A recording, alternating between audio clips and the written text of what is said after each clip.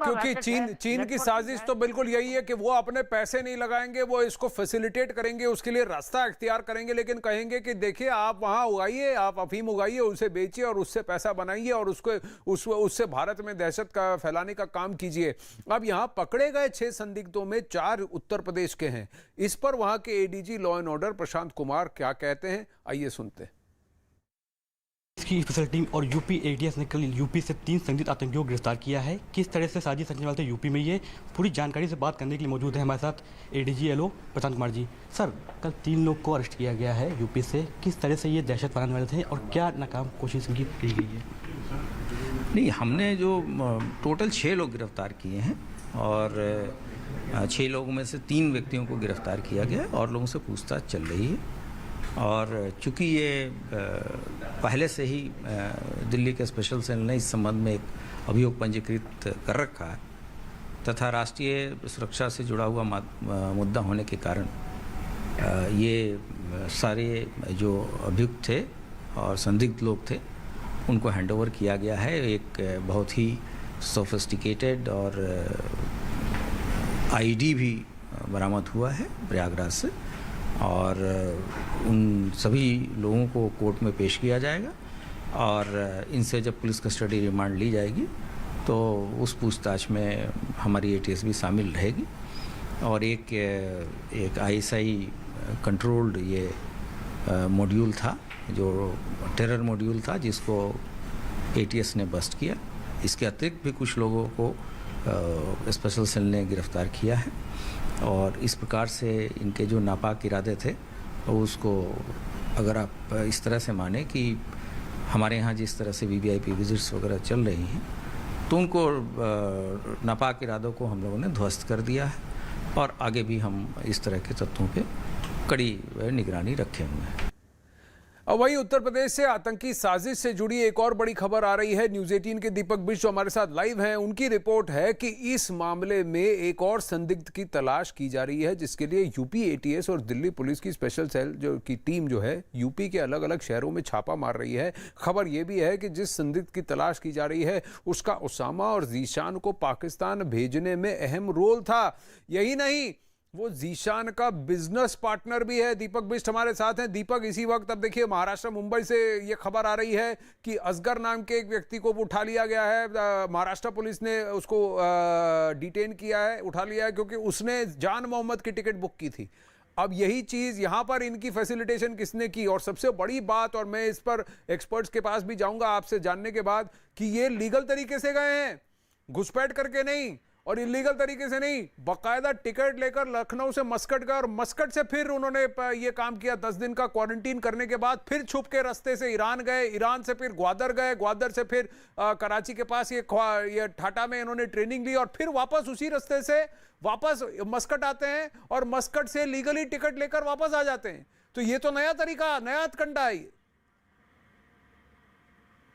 बिल्कुल निश्चित तौर पर आनंद, क्योंकि देखिए यही एक नेटवर्क था, यही एक एक्सेस इनका निकलने का था जो इन्हें बड़े बाकायदा मुहैया कराया गया था। और किन किन लोगों ने कराया गया था उसमें एक जिशान और जो ओसामा, जिनको पाकिस्तान के ग्वादर तक ले जाया गया था, वहाँ तक पहुँचाने के लिए इनकी बाकायदा टिकट की गई थी। किस बोट में जाएंगे, किस शिप में जाएंगे, कैसे इन्हें वहाँ पर स्टे करना होगा, किस होटल में रहेंगे, ये सारे इंतज़ाम इनके लिए वहाँ पर पहले से ही किए गए थे। और यही वजह है कि ये आराम से पाकिस्तान तक पहुँच गए और वहाँ पर उन्होंने ट्रेनिंग ली।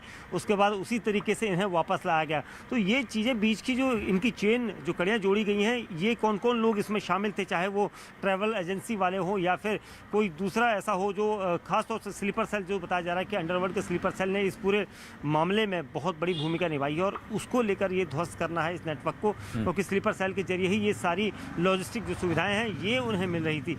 तो आनंद, अब यही एक जरिया है इन सभी को तलाश के लिए और इसको लेकर जो यूपी एटीएस, महाराष्ट्र एटीएस और साथ ही दिल्ली पुलिस की स्पेशल सेल जॉइंट ऑपरेशन कर रही है जगह जगह पर। जी, लेकिन जनरल सिन्हा, अगर आप ये देखें कि अगर ये लीगल तरीके से जा रहे हैं तो भारत के कितने एयरपोर्ट्स का इस्तेमाल हो रहा है और कहां कहां से? क्योंकि ओमान, मस्कट या आप देखिए सऊदी अरब की बात है, अगर वहां से ये घुस रहे हैं तो वहां पर तो कई सारी जगह से ट्रैवल हो रहा है। और इनमें से कैसे इनको पकड़ा जाए, क्योंकि ये तो सही ऑर्गेनाइज तरीके से जा रहे हैं, पासपोर्ट लेकर, टिकट लेकर फिर जा रहे हैं।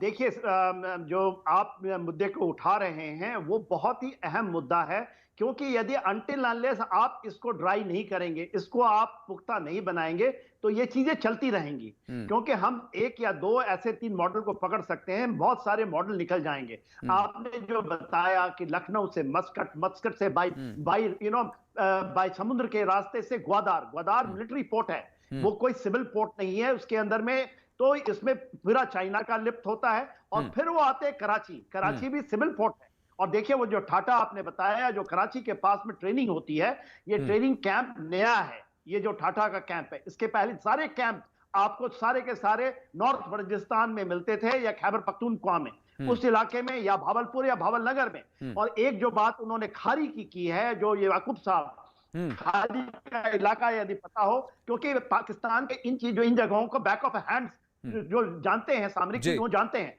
खारी का रास्ता खुलना और उसमें कहना कि उसमें फिदायन बनाए जा रहे हैं, क्योंकि इसमें फिदायन हक्कानी नेटवर्क को आपको पता होगा, हक्कानी ने पूरे विश्व में नाम कमाया है फिदायन बनाने के लिए, सबसे ज्यादा टेररिस्ट पैदा किया है। वो ये टेक्निक लेकर आए थे इराक से, और फिर उसमें महार हासिल ली और पूरा नाक को चना चबा दिया है अमेरिकन और नेटो फोर्सेस को, ये फिदायन का।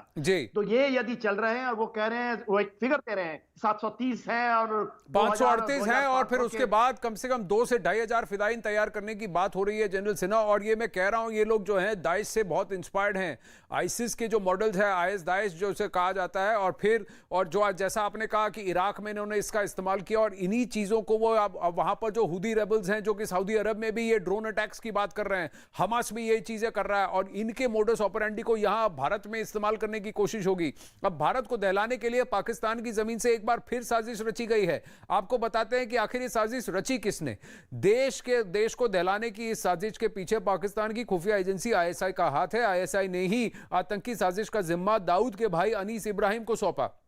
आईएसआई ने इस साजिश को 2 हिस्सों में बांटा, जिसमें अंडरवर्ल्ड को हथियार और विस्फोटक पहुंचाने और हवाला के जरिए फंडिंग का काम दिया गया। वहीं आतंकियों को हमले की जगह चुनने और विस्फोटक के इस्तेमाल का काम भी दिया गया। अब अमजद अयूब मिर्जा हमारे साथ है। मैं ब्रेक का वक्त हो चला है, पर अमजद अयूब मिर्जा, मैं जल्द से आपसे जानना चाहूंगा, आपके पास कुछ और भी इनपुट है कि यहां भारत में भी इनकी फैसिलिटेशन हो रही है।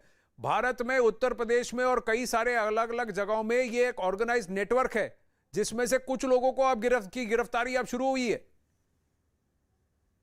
जी बिल्कुल, आप सही कह रहे हैं। ये यूपी में, कश्मीर में, और ये इनके जो है, और आंध्र प्रदेश में भी कई मस्जिदें हैं। मैं सारी मस्जिदों का नहीं कह रहा, लेकिन कई मसाजिद हैं जिनको एज अ फैसिलिटेटर, कोऑर्डिनेटर इस्तेमाल किया जा रहा है, जो इनको वहां रखेंगे, पनाह देंगे और फिर इनको आगे जो है वो फैसिलिटेट करेंगे, क्योंकि लोकल इंटेलिजेंस के बगैर जो है ये टेररिस्ट कुछ नहीं कर सकते। तो इसलिए मैं ये सजेस्ट किया है कि एक तो देखिए, आज भी महबूबा मुफ्ती ने बयान दिया है कि तालिबान को छोड़े, किसानों की बात करें। हमें पता है किसानों के आंदोलन के पीछे किसका हाथ है, और तालिबान जिसकी वजह से कल दहशतगर्द इतने पकड़े गए, वो कहती है इनकी बात ना करें। देखिए, नेशनल सिक्योरिटी